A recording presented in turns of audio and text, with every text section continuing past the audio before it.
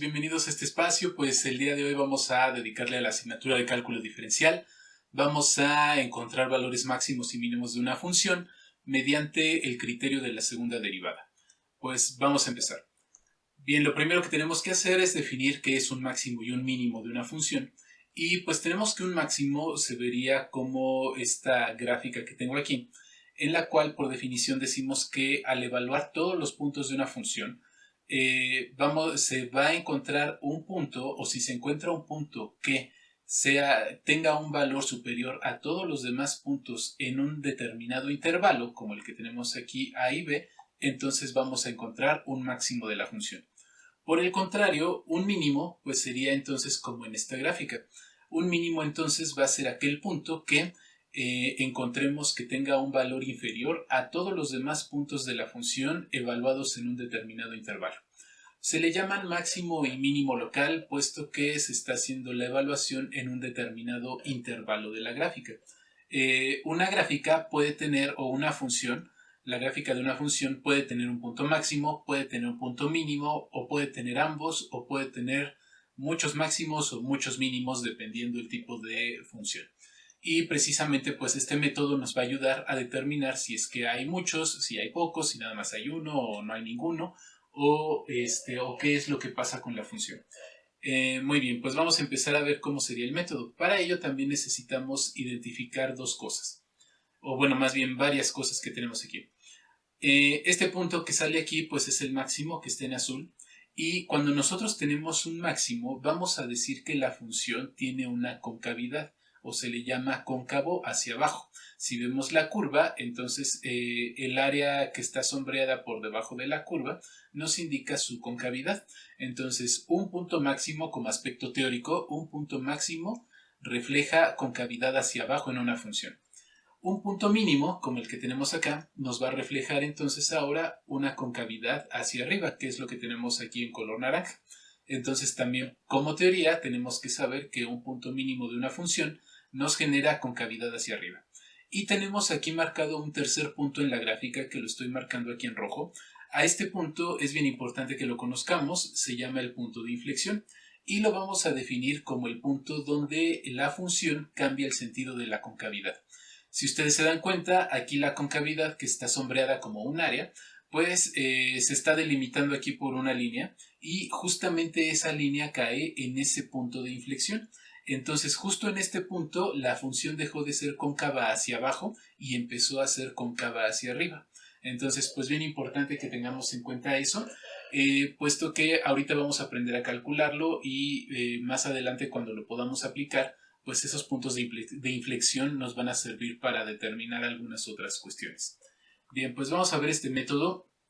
Es el método de la segunda derivada, y dice: para la función f de x igual a x cúbica menos 3x cuadrada menos 24x menos 10, determina sus puntos máximos, mínimos y de inflexión, así como el bosquejo de su gráfica.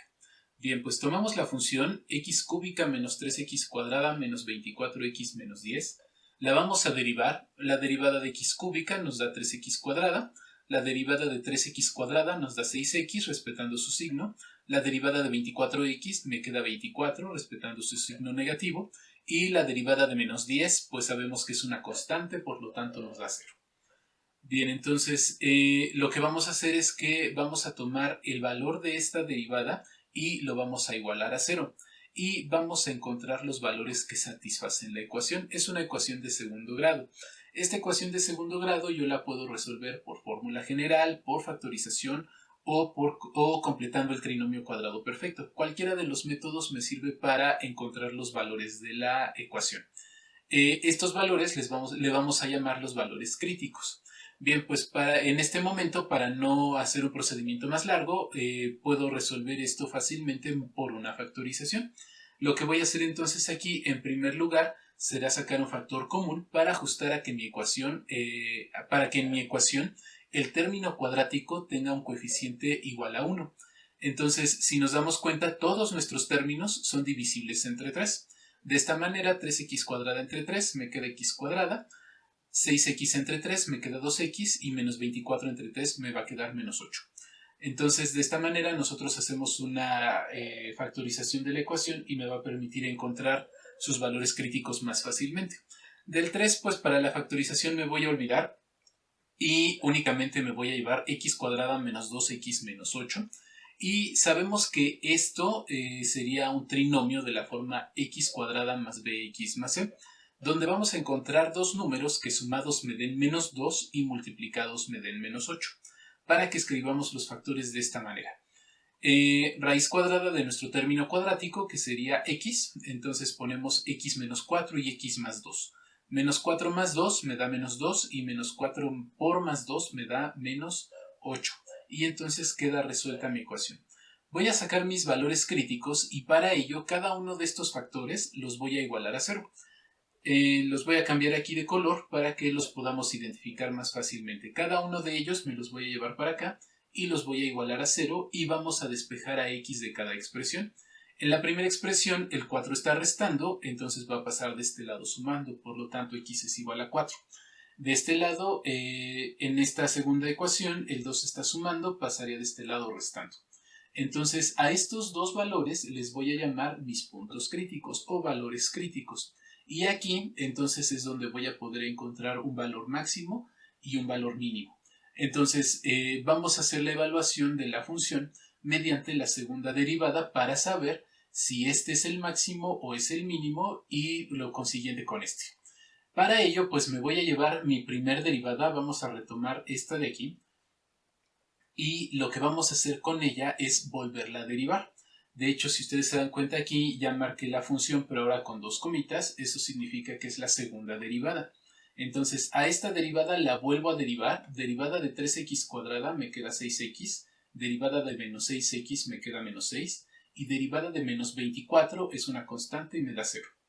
Bien, entonces vamos a poner nuestros valores críticos, que son x igual a 4 y x igual a menos 2, que ya los habíamos determinado anteriormente. Vamos a evaluar la función. Entonces, esa función, la que voy a evaluar, es la segunda derivada, es decir, esta de aquí. Voy a poner mi primer valor crítico, o bueno, voy a empezar con el valor crítico negativo y lo voy a sustituir en todas las x. Acuérdense que estoy con esta. Entonces, f de menos 2 va a ser igual a 6 por menos 2 menos 6. Si yo resuelvo esto, me va a dar igual a menos 18. Entonces voy a comparar y voy a poner aquí que menos 18 es menor que 0. Si nosotros tenemos un valor menor a 0, eso me va a indicar que tenemos un valor máximo. ¿Vale? Entonces vamos por el siguiente valor crítico. Ahora lo voy a evaluar, voy a hacer esto mismo, pero ahora con el valor de 4. Entonces hacemos la sustitución y si yo hago las operaciones me da un valor de 18. Si nosotros comparamos con 0, 18 es mayor que 0. La regla entonces dice, si tengo un valor mayor de 0, entonces voy a tener un valor mínimo. Entonces recuerden la regla, si encontramos un valor menor a 0 en la evaluación de la función, entonces en este punto, en el punto menos 2, hay un máximo. Si en la evaluación encuentro un valor mayor a 0, entonces en este punto voy a encontrar un mínimo. Bien, entonces ya tenemos identificados y con este método también me permite identificar el punto de inflexión, que recordemos que es donde cambia la concavidad de la función. Para ello voy a despejar a x de mi segunda derivada. Esta es mi segunda derivada, me la voy a traer para acá para que esta segunda derivada la podamos despejar. Voy a igualar primero entonces 6x menos 6 a 0 para que me quede como ecuación y vamos a despejar a x. Este 6 está restando, pasa sumando y este 6 está multiplicando, pasa dividiendo y me va a quedar 6 entre 6. Por lo tanto, x es igual a 1. Entonces, cuando x vale 1, tengo un punto de inflexión. Retomo otra vez. Cuando x vale menos 2, voy a tener un punto máximo. Cuando x vale 4, voy a tener un punto mínimo. Y cuando x vale 1, voy a tener el punto de inflexión. Bien, entonces me voy a traer mi ecuación original, mi función original, x cúbica menos 3x cuadrada menos 24x menos 10, y voy a evaluar cada uno de estos puntos en la función. ¿Esto para qué? Para que nosotros sepamos cuál es la coordenada en y. Nosotros tenemos la coordenada en x, pero voy a sacar mediante esta evaluación la coordenada en y. Entonces ponemos nuestra función, si se dan cuenta ya repetí aquí la función. pero en todas las x le estoy sustituyendo el menos 2, que es este valor de aquí. Si yo hago toda esta operación, me da que f de menos 2 es igual a 18.